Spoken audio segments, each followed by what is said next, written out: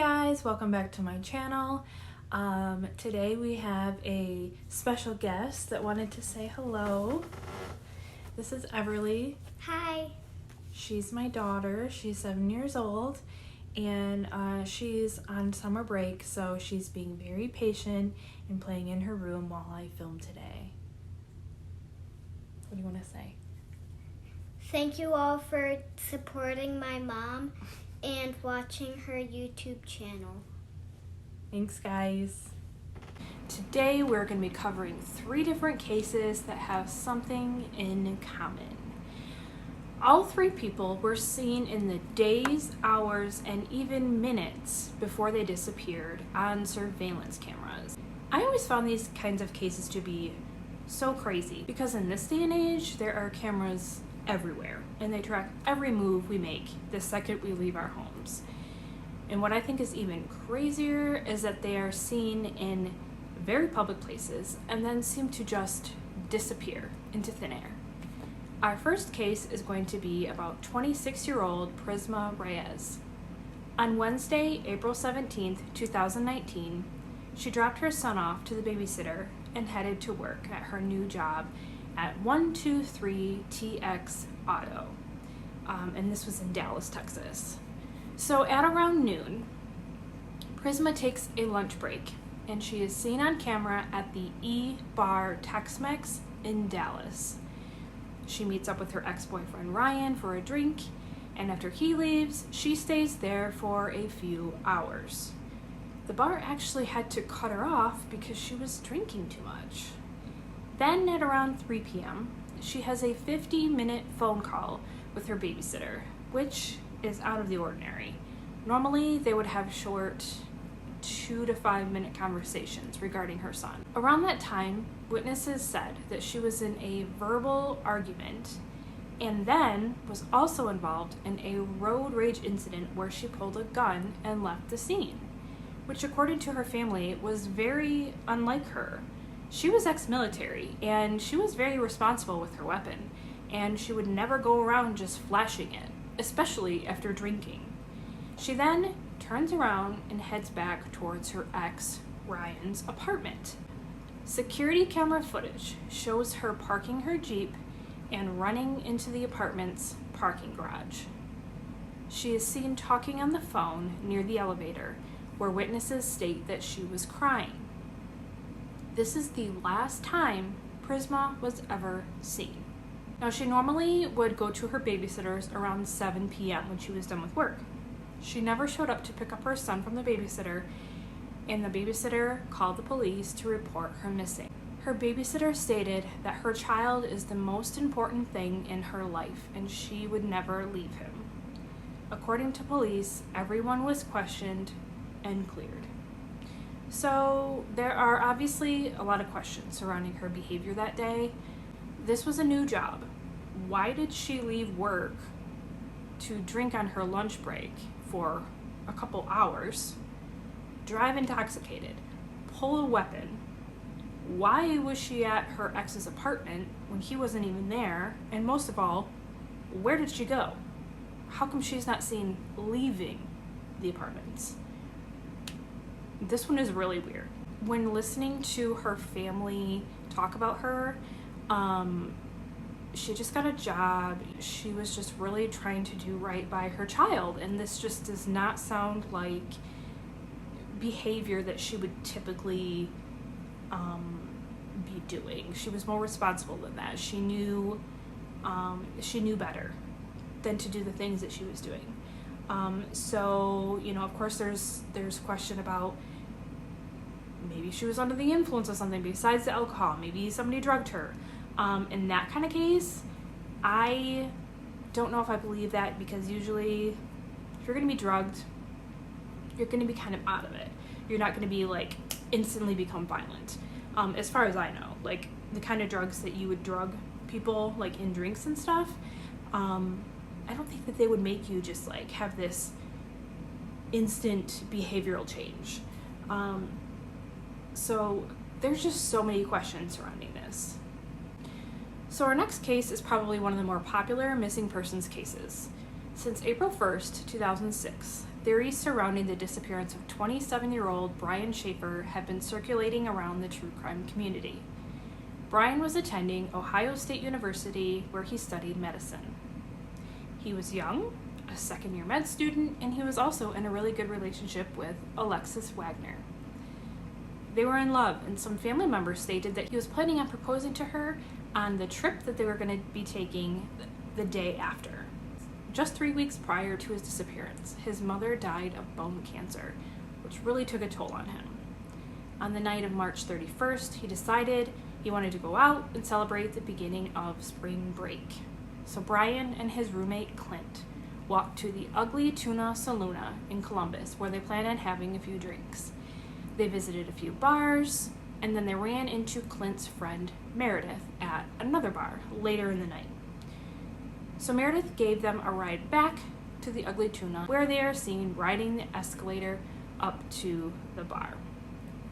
Around 10 p.m., he calls his girlfriend to tell her he loves her and confirm the trip they had planned for the next day. Just before 2 a.m., Brian is seen talking to two women just outside the bar. Then he goes, presumably back into the bar, but out of view. When the bar closes, his friends call him, and they get no answer. He is never seen leaving the bar that night. There's one other exit from the bar, but at the time, it was under construction.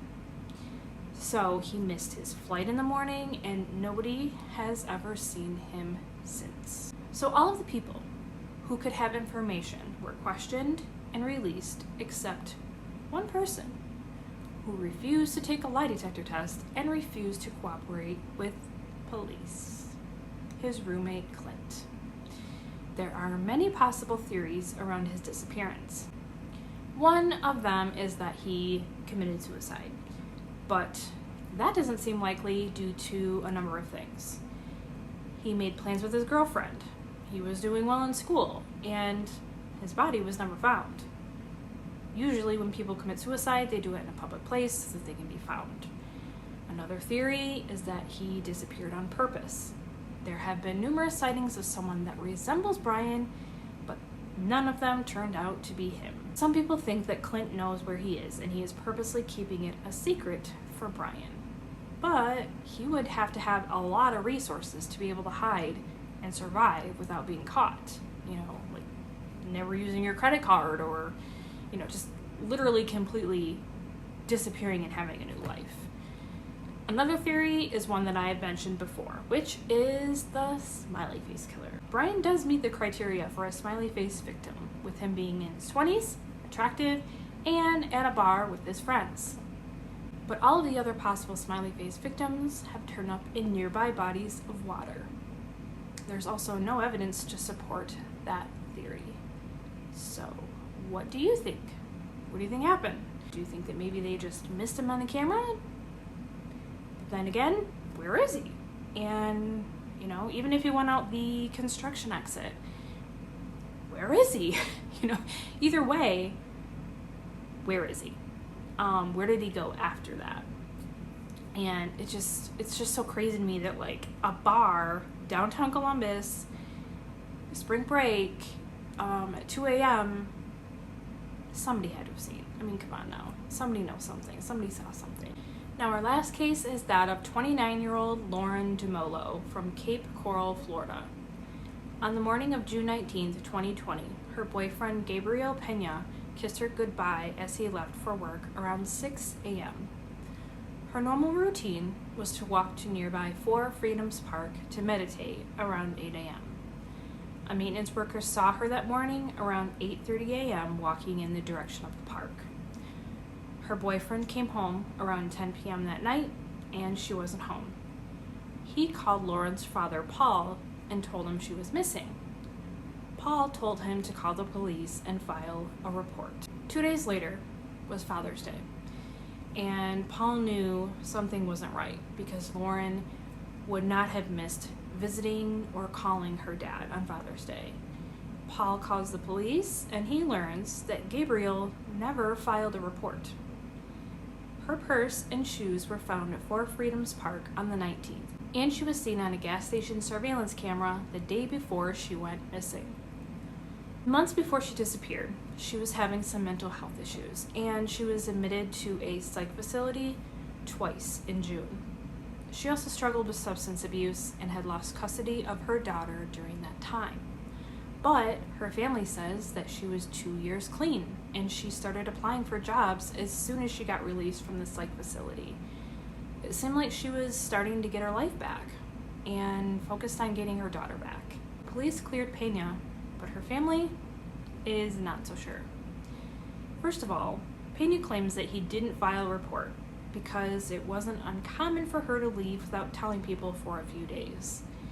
She didn't bring her phone with her to the park, and he was in possession of it when police searched the home. The last call from the phone was to Pena on the day she went missing at around 10:30 a.m., which was a video call, and he states that he never received it. 2 weeks after she went missing, her shirt showed up at the beach in the park that they had searched many times before.